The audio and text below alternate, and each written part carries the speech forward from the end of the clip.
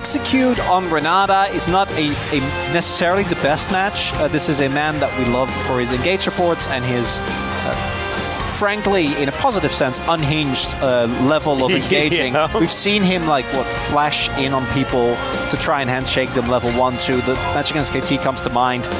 And I don't know if that is going to be enough if he doesn't clean it up. But Renata Kalista is an incredibly strong 2v2. As the blind Aatrox, Zeus just gets the blind pick this, and they might ban top laners. They might also not, because he has been fine in every matchup that we've seen. I don't know what you necessarily fear. Maybe you get rid of a Camille that we've seen do okay, but I don't know whether he'd be worried about it. Will be just Willa that will get targeted out, and I think with a bottom lane that could be this explosive, getting rid of some of the early ganking junglers would make a lot of sense. In fact, it could just be the Demacian duo that they do take away, unless Ona has his eyes on one of them. Of course, the Xin Zhao Orianna has been very strong. Is Hui going to be taken away? Hui? Yeah, that's Barrel's legacy right there. Right there, exactly. It's beautiful. Rex learns. I do think there are plenty of other things that Carrier can play that do a similar thing. Obviously, the downside of Renata, and I think the Kalista alleviates it a little bit, but is that if you are playing into a poke lane, so you go Lethality Varus with a long-range support, then you don't really get nearly as much of the value as otherwise you would like. The Viego then is interesting. I think that Willer is a pretty solid Viego. But I imagine that they're just looking to mitigate early snowballing and skirmishing, because already the T1 comp, when you get to mid to late game, is definitely going to be a force to be reckoned with as the Zyra ban comes out. I love this. 2 barrel bans! They reached into the cauldron and they pulled out 2 of the things that were in there. I don't know whether they got all of the ingredients, it will be counterpicked theoretically. Could, of course, be the flex of the Rel into Carrier's hands, but we'll see exactly what happens. What I want to see is a last pick brand, and we still don't know. Yeah, we still have no idea. I just saw Owner's face, and I think he's playing Rel. Yes. He's been pretty vocal about his dislike of the champion. And, it's his own fault. Shouldn't be good. Then you wouldn't have to play it. As Cassante gets locked in, unsurprisingly, is a pick that will allow Clear to hopefully do well. I don't think Zeus is going to have any issue in this matchup. Clear just going to try and maintain as much of a CS parity as possible. We're seeing some smiles. We'll see what the R5 support pick is. Is it Bod, Big Bad Brad? Could be. I think into Renata Kalista, though, it could be a little bit tough. Ezreal. Oh, Carrier's like, I'll show you how it's done. That's definitely an option. And look, we can't even question it. This is the thing that's frustrating. It is. Yeah. Okay. It is Varus. I was about to say it is Varus support, right? We're not seeing Ezreal support here. What would be wrong with Ezreal support? Ezreal support sounds great. Get that blood song working. It might just fall flat on its face, but it hasn't yet. When they just decide to pick X-range champions in bottom lane and go, it's just kind of worked out. I fear for solo queue, Atlas. This can't be good. It certainly can't. At least if you are an AD carry and someone is hovering the Ezreal support, just play Karma or something, just give into it. All right, let's jump onto the Rift for game number 1.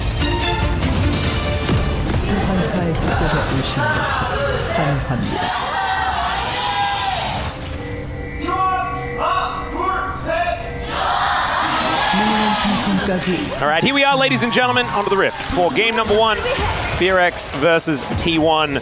We had a bit of an argument in the lobby getting into this game. Of course, it was blind pick, and we had both Gumyushi and Carrier saying AD, and they were spamming it, and Guma thought that he said it first, so he just locked, and then Carrier thought that he said it first, and so he locked, and...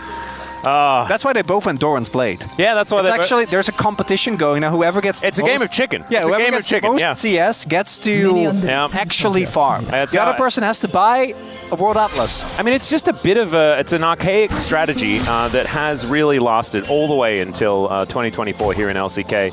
Yeah, blind pick kind of a dead thing now, even in the client. It's just it's weird that we're still doing it here, but whatever, it's fine. I wonder at what point we're going to go fully into the... Because basically what's happening now is people are going Doran's items, and if you don't go Doran's, then your lane is so much weaker if you go World Atlas instead that you can't contest early, right? And a lot of these lanes are won very early on.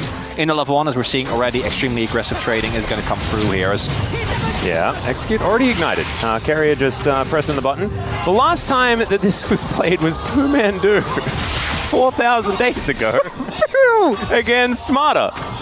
All right, that was Anivia. Yeah, against the Anivia support. Was this like the troll game? I just can't believe that this was played.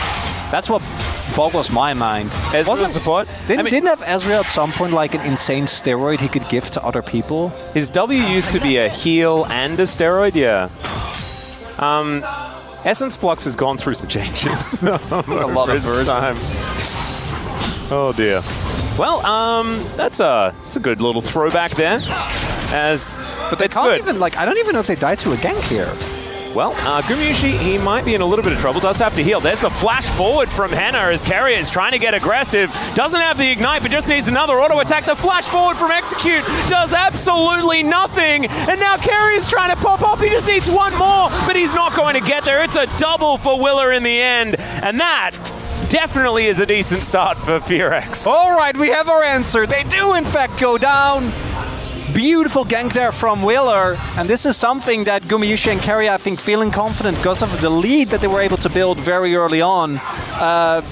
Not going to be enough, and really key where there was that Henna and Execute actually hit 2 the moment that the gank came through, right? So the moment that Willer shows up, they actually do hit level 2. They are able to actually engage onto this bot lane duo, and we have also seen that because they both died, neither of them has got a support item yet. No. We're still waiting. As we take another look here, this level up really, really well done. Henna then ensures that he gets on top of Guma, gets the slow. And unfortunately, Execute flashed there in an attempt to body block the Mystic shot, but unfortunately for his duo laner, just auto to get the kill nonetheless. But the damage was still done, I think, because Henna died, right? And with Henna dying, there is still a lot of CS that he was missing out on, as we can see here, as Carrier just went for tier only. Yep, still waiting on the World Atlas. Yeah, doesn't quite have that one built up. Just wants to, scale the mana first. That means more Mystic shots, more Arcane shifts. It feels much better. As this wave state, right in the middle of the lane, probably exactly where T1 want it, if they want to continue doing battle. But over an extended fight, Kalista is pretty powerful, as Willer will find himself a Q. Yeah, he is 2-0. Yeah, and he's getting very aggressive. Only going to have to move back. Shattering Strike going to connect there as he lands another Q. Execute getting poked out just a little bit, but this is perfect if Fearex want to make this work, because getting Ona out of the bottom side of the map is what will allow Henna and Execute to lane. Yeah, they need as much support as they can get. But I also want to highlight, we haven't really talked about this just yet, but Closer is actually going to be up about a full wave. This Karma has actually been doing a really good job of continuously maintaining laning pressure, and it has meant that Faker hasn't really been able to impact, and that Wheeler can also go for that invade like we just saw. And obviously, Karma should beat, I know Orianna's laning phase is really good, but even though Karma's win rate is abysmal, we have seen exactly why she's picked. Oh yeah. Because her laning is rather silly. And if Closer can maintain that level of pressure, it might make it hard for T1 to actually utilize the power of this Orianna and Rell. At the same time, though, normally I would say that T1 are always happy to go into a team fighting situation, because I think Rell Ori is such a strong core, especially with an on-hit Varus as well. But the Ezreal does throw me off a little bit, because the value of that, I think, is very reliant on you being able to actually get a lead, right? In either terms of dragons, which obviously not going to be the case. They did trade for grubs, though. Ooh, Closer continuing to put Faker on Alicia in this lane. Finds himself the Mantrid Q, and Faker might actually be looking for a reset here. Does have a cannon, so might be able to, but instead deciding that he's just going to catch this wave as it heads towards his turret. Not too far behind and has a big wave stacked up, so not the end of the world. And it's a bit of a bide your time situation based on the rest of the map, is what it sort of feels like for me with a Karma and a Kalista. You're not going to have as much of that late game longevity. I have no idea how the Ezreal support theoretically scales and stuff like that. Normally, if you've got two 80 carries trying to do 80 carry things, it's bad news. But T1 have made it work many, many times, so I'm not going to doubt it. Still feels like Ezreal Aatrox in a team fight against low-range champions seems like a good thing, unless Execute can get an amazing ult. On the flip side, though, there is Cassante. True. And he doesn't care. about Ezreal. I know that for a fact. And we'll see if Clear is able to make his impact in team fights. His laning phase, though, thus far, looking good. And I really want to give some credit to FearX, even with the kill lead. They are going to lose some of the gold. We do see the pushing power come through here. And Zeus, I think, will still naturally build a decent lead here. It's going to force the teleport out from Clear to not lose too much, but not looking too bad. I think FearX really needed a solid bounce back after the Kwangdong series, which definitely wasn't the greatest. And so far in the early game, at least, they're matching T1 and looking pretty decent. They certainly are. Working out very nicely. I think mostly on the back of Willa and what he's been able to get done. See whether he can continue to play as well as he has. As Zeus with the World Ender here. Clear has already gone all out, but does he actually have the damage to kill him? Oh, that was a beautiful interruption, but Clear is still fighting, gets the ward down, and Zeus will be solo killed by the young upstart. And that is huge, because Clear has been struggling so much in the laning phase. All right, and there is a kickback onto Gumayusi as well. Okay, never you mind. FearX, they are here to play today, and that is now a killing spree for Willa. And normally, what T1 does, it's very clear. You win bot lane, you pick an oppressive laning phase, and then while that is happening, on the other end of the map, you have Zeus winning and generating leads by himself. Doesn't matter what the matchup is, the man has been our strongest top laner by a large margin. In this game, not only has Willa been able to shut down this bot lane as Closer. There's a shockwave, and Closer, I think, is going to have to flash. He does. And so Ona going to be able to return and try and take advantage of that, but Closer still keeping himself alive. Yeah, and as we were saying, so we take another look at this. It is really clear that I think has the confidence as well. I think a lot of players have struggled with finding these type of 1v1s against Zeus. And, even with Zeus being able to interrupt, right, the W timing just not right there. Zeus predicting it with the flash Q1 sweet spot. But while that is happening, on the other end of the map, Keria and Guma are still trying to create pressure, as they have to, I think, with this laning phase. And Wheeler punishes them yet again on this lead. Yeah. And it's also Gumayusi going for the on-hit Varus variety as well. I feel like you have a little bit less of that early game threat on the bottom side of the map, but you will have a little bit more longevity as you go throughout the game, and you can sort of rely on Keria to make up for it as far as the poke is concerned later on.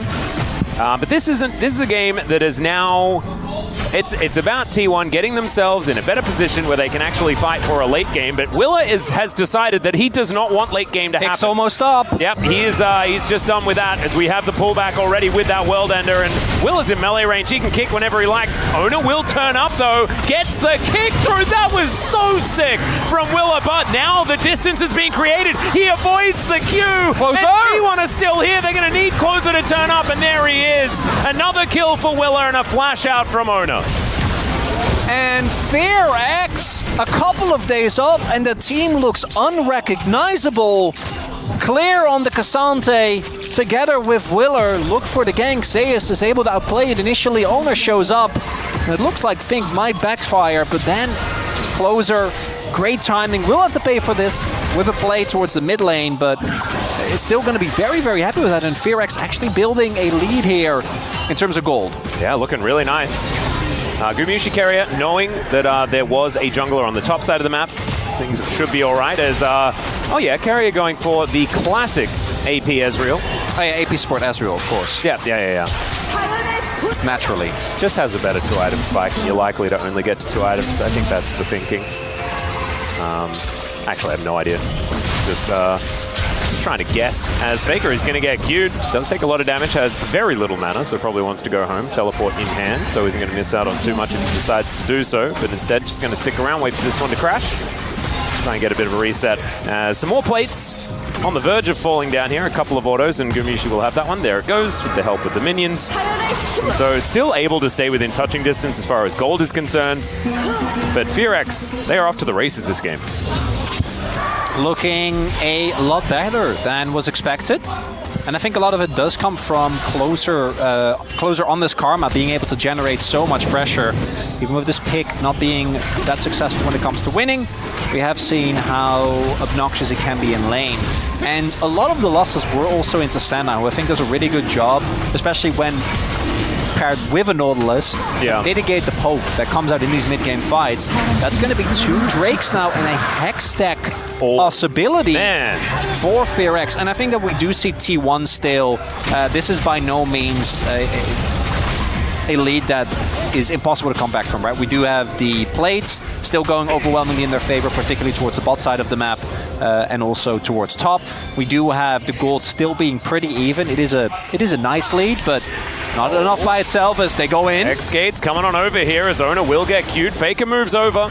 And Gumayusi, he's caught by himself. The flash comes through as Execute is delivered towards the Varus, and he is just dead. Beautiful target selection here from FearX. And I'm glad to see that Hannah is just as willing to be aggressive, because I bet you there was Execute calling for it. Flash in! Throw me in! Get me on top of that Varus. He's still waiting. It was the Gimli quote, wasn't it? Can you imagine how tilted you'd be as an AD carry if you just walk over again and you just get killed again? I don't know if Execute can actually do this. Well, he's very alone. Okay, but they don't know he's there. Yeah, they don't. Owner is moving in as well. Oh, okay, but no, they're covering for this. There's no way. Just back. Yeah, just backing. It's fine. Gonna press and they will never know. Exactly. It's a perfect. Well, it's not a perfect plan because it didn't work. But it was definitely it was mitigated. The potential issues were mitigated. There we go. Goes back to base. Everything's fine. Neither here nor there. Carrier with his Hextech cookie. Excited to see what it is going to turn into. This game continues. We'll still just be stacking the tier as per usual. Is it like the Seraph's variety, or do you just have to build Mirror Mana because it's so good on Ezreal? I imagine you would, but maybe you just sit on tier and just never build anything out of it. I really don't know. I gotta let him cook. Let's let him cook. Let's see what Carrier comes up with. Trust the player in that regard. As we take a look here, and credit to Willer, he has been very happy to experiment a lot, but it's easy to forget that there were times, last year especially, where this player was just genuinely beating really good junglers. And especially in the early game. Like, this guy's aggressive pathing, early gank angles were very high risk, but when they worked, he was so good at just demolishing his opposition. As this was the pick onto Gumayusi, nowhere for him to go because T1 sort of scatter, right? And the pressure that was being put on by FearX in exactly the right spots in order to open the chance to pick off the Varus. Yeah, this is the problem, right? In the even though they are going to be able to probably pick up this Herald here, they're going to lose first turret block, which means gold lead that they have, it really isn't that big. And I think that the composition of FearX actually does really well until we get to the real later stages of the game. Yep. But mid-game teamfights with this composition still are going to be a nightmare. And knock-up has to flash out of there. Yeah. Good flash respect, because I think he was definitely dead unless he did that. Oh yeah, absolutely. Or at least limping out with 10 health. And you don't want Zeus to get a freebie back into this game. We've seen this player come back from these type of deficits. You know, the O2 power spike, I think originally coined by Nuguri. Yes. Way back is still very real. Yep. And giving him a kill would be rough. Is unfortunate, though, Closer not having his flash available. But on Karma, I don't think it's going to be the end of the world, as it is Horizon focused. So I imagine Carrier is just going to be looking to just get as much of the W poke off as he possibly can and just go for big ults to start off team fights. And one thing we haven't really talked about yet, and we did see some hints of it there and might become a problem once we get to actual 5v5s, is that FearX their engage is not good. They don't really have anything, so they need to be first to any objective, and once they are at the objective, they need to start in and force T1 to come into them, because if they're just sitting there, then I think the poke of Karma is going to be good. I don't know if that alone is enough to really make sure that T1 don't fight great angles as Hannah. Yeah, Carrier not going to be caught shopping. And they have so much vision around here, though. FearX just knowing exactly what's going on. Another cancel should be able to come through here as Execute. Yep, gets the handshake, and Carrier might even be in trouble. Has to flash to get himself out, and the Ignite still ticking. And that is, again, more punishment. And now it's going to take him even longer to get home, and now he does so without a flash. All right, Faker could be in trouble here. There is the Q, clear. Thinking about going for it. But Faker will just kite this one out for the moment. Not wanting to invest everything in making this happen is clear. Still not a bad trade, though. If you can keep Faker down, he might have to base before he can actually TP in. And this Drake setting up Soul Point would be huge for FearX. Again, their composition, I think, falls off later down the line, but no signs of that right now, especially with how big Willer is. Yeah, and I don't think it falls off if they get a Hextech Soul either. No, I think, no, that'll be good. Nothing will fall off at that point in time. And they're going to look for Soul Point. That should be a bit of a guarantee here. Execute steals his ult. Yeah, if Ona can get into the pit, then there is a high chance that he can steal things away, as now Zeus looking for a flank angle. Okay, dangerous time. Teleport coming in from clear as well. There's the Magnus Storm. Chains of Corruption going wide, but Zeus, he is in the Dragon Pit. Now he's out. Gets pushed away, and there is the Soul Point for Willer. Still, Zeus able to get a kill or two here, but now he has to deal with 4 people moving towards him. And FearX, they'll run over the fight, only losing Execute and securing the Drake. And that's a 1-for-1 trade with you getting the objective. FearX going to be really, really happy with that. Hextech Soul now set up. Clear does a great job of zoning away the backline from T1, so no one can really follow up on Owner. Zeus gets a kill, yes, but that's all that he will get out of that. I think the game-winning play for me, though, was Willer instantly kicking Zeus out of the pit. Oh, that was lovely. Directly in range of Clear as well. It was like, hey. They're like, Aatrox, do you want to be in amongst all of the people here? The answer is no. All right, Willer is going to get a bit of damage down onto Faker, demonstrating that he really does have a lot of money. Might be the turret, though. You know, there's no teleport for Faker. He used it to teleport towards the fight, so that should get them the outer here. All right, we're going to need T1 to find us some sort of answer here, because right now, this game has been, outside of, I guess, the early lane in bot lane, it's been all FearX ever since Willer got that first kill. Really has been. A lot of poke coming down here from closer.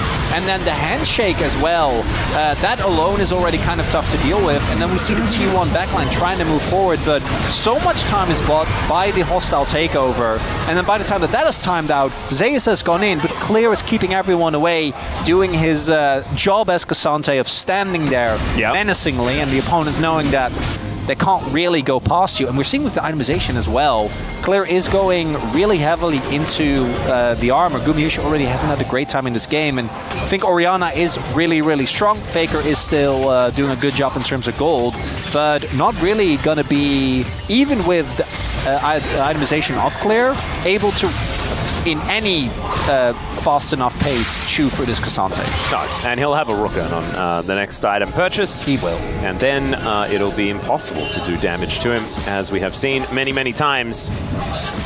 But see whether there is going to be an answer, because it's Horizon Focus and the Malignant now completed for Closer. And Showmaker demonstrated to us yesterday that you can do a team's worth of damage with only a couple of items like that. And we'll see whether Closer can do the same thing. He's had a bit of a quiet game, but is otherwully looking fine. As all right. Execute going to drive this one into the turret. He is committed, and now he is going to be face called. Thankfully, he can do that, but that is a big cooldown now unavailable. Can't believe he would say he would commit, and then he just goes C1. Yeah. Just leaves them on red. He's still committed to doing the headbutt on the turret. Just that is not any of the things that theoretically. Or was it implied, Atlas? Yeah. As Willer is fishing, gonna find the Q on Hunter Carrier. Neither is he. Knight's Vow now completed for Ona. And it's interesting, because I feel like in a game like this, I mean, it's T1. They are very, very good at picking themselves back up and then finding the intelligent fight to get themselves back into a game. I do think the tools for FearX, especially here at 21 minutes into this game, I think that if there's ever an honest 5v5, they just crush it, right? Yeah, you need I think, significant outperformance of T1, and that's why you can notice, like, both of us are still like, let's see what happens when we get to the actual fight, right? Because I don't think that the back of T1 has been broken. If FearX, like, win a fight around mid, get themselves Baron or Soul, then I think we can really say that from that point on, T1 is going to need a miracle. What I do want to really highlight, though, regardless of the outcome of this game, while we are looking at it, like Fear X, their early game, this is why we like the team. And this is something we didn't really see against Guangdong, so I do think it's a really good sign that they went back after that game, got together, and like, guys, we need to try and play around the early aggression, and specifically around our main man, Willer. Exactly. And it's working out very well. And I think we're seeing some vintage Henna as well. We saw some aggressive flashes, right? I think he's on the same page as Execute a little bit more. We do remember those times where Henna was known for... Often we would criticize the level of aggression that he was I was doing. a known Henna anti. Yes, but that was because he would go way too aggressive and not really do anything, and it was the wrong time. It didn't make sense. This time, he's trying to curb it and at least trying to still utilize it because he was a bit muted, felt like, in the early weeks of this season. All right, the poke needs to land here for T1. Yeah, and Zeus needs to find that flank angle. See whether he can get himself in there as Henna going to get jumped on here. Not going to get knocked up, though, by the second Q. And that is good news. An honest fight. True Shot Barrage is going to connect there as Willa now getting distanced. Ignite is down as well. They're really trying to get rid of this Lee Sin from the fight so that he can't get into that backline and make things happen.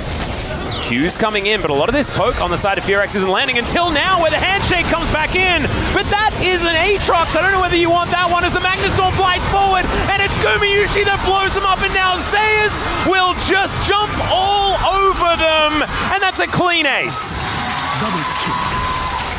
Clean ace! Baron's gonna be gone. Dragon no longer on the table, and that's why we were holding our breath, Atlas, and I think Fearex should have held their breath because the willingness there was great. The execution, unfortunately, was not. Yeah, I don't know how much I enjoy the idea of the Aatrox being pulled it's also into a everyone. flash handshake! Yeah. Now, was there someone else that could have been the target when he went for it? No. Oh, and okay, he did get kicked momentarily, but you just went straight into a massive Shockwave Magnustorm combo, and they just got obliterated. Yeah, and if you go for that, you need to guarantee that the target that you're killing actually is going to get 100 to 0. And the reality is with Aatrox, that's just never going to happen. And Owner was right there. We have seen instances of Aatroxes getting popped.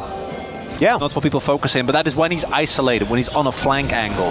Not when he's standing there with the rest of his team. And unfortunately, I think that this is where we really see the difference between these two teams. As good as Fearex, their early game was,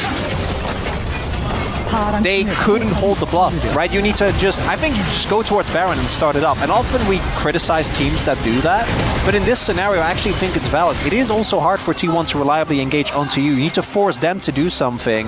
And Fearex, wanting to be the team to pull the trigger. If XQ was playing Nautilus, that might have been a game-winning play, but instead, it probably is the end of the game, right? Like from this point onward, now T1 is going to siege. They're probably going to get at least an inhibitor, and they're going to take full control of the map. And Fearex, I think, has a really tough time with this composition coming back from a deficit. It's really rough, but I still think that if you are Fearex, you should be very proud of what you did in the early stages of the game. I think most people would have written this off as a 2-0 for T1 straight out the gate. And I was starting to believe that Fearex was going to make it all about them the entire time. It's now a 5,000 gold lead, so that is slipping away very quickly. But still, impressive start, just not quite enough. Do not let the fact that they're down like 5k gold now distract you from the fact that they played a great early game. Exactly, that's what I meant, yeah. But I do also think that now it's not looking too hot for Fearex. Faker's going to shockwave the wave. Shocked wave. It was a shocked wave. There we go, something like that. As this turret is going to be taken down, so there's a little bit back here for Fearex. But they're not doing too much about this, which could just mean a gap in the base. You can see Clear, he's electing to go back home. Faker could actually throw an orb in there if he would like to, and he does. So that means that that back will be stopped. Still, Willa gets back in time. He takes some Hex Gates around, and now some more items are going to be purchased. That Mirror Mana that we were talking about, now done for Keria. Decided that he still wanted to collect that. We've got three items for Gumushi. He's literally one entire item above what Henna has. And they had the same shopping list. And Gumayushi was 0-3. Like, he really got bullied this game. Yeah. Lee kept killing him. He's playing into Kalista Renata lane. But he was always ahead in farm, so it never, like, and this was the thing. And the lanes well. were always doing well for T1, and it was just Willa that was trying to pull everyone along, and that meant that this snowball that we could sort of see and feel in this game wasn't as big as it could have otherwise been if these advantages Willa had have picked up for his team could have actually translated into those lanes having more power themselves, which didn't happen. That is, of course, absolutely no shade to Willa in any way, shape, or form. It's just the sad reality. I just wish that, you know, FearX had watched more of those high school movies that teach you about you just gotta be yourself. Give Execute an engage support, man. That's who he is. It's true. And there's nothing wrong with some Kalista Alistair, you know? We saw that dominate earlier in the season. Just let him barrel. Well, I don't know. Actually, that does make sense. Yeah, just let him barrel, man. That's called living your best life. That wins you worlds the most times, you know, for a support. Oh dear. Well, FearX not out of it yet, right? It's 6,000 gold though. They still have Soul Point. And if they win that flip, there could certainly be an opportunity. Hextech Soul is still a huge deal. And maybe now we just don't group up for a Magnastorm Shockwave. Don't pull in the Aatrox. I know, but I think at this point, with the deficit, you basically need to be allowed to flip for the objective into Rel, which is very hard. Can kick her away, so maybe. And they are going to go for a heroic last stand. We'll see what they're able to actually get out of this. Grabbing the wave here on bot, at the very least going to get themselves a turret. Closure does have TP. Oh dear, there is not a lot of vision down here. As Carrier just throwing Qs left, right, and center. Chains of Corruption onto Willa! And there is the Infernal Chains. It will be broken by Willa though as the Magnastorm comes in for the immediate kick. I just don't know whether there was the right choice. Karma? Fade's Call now coming in. Wait! Carrier off to the side. They're taking so much damage as Zeus gets into melee range. And you know that's bad news.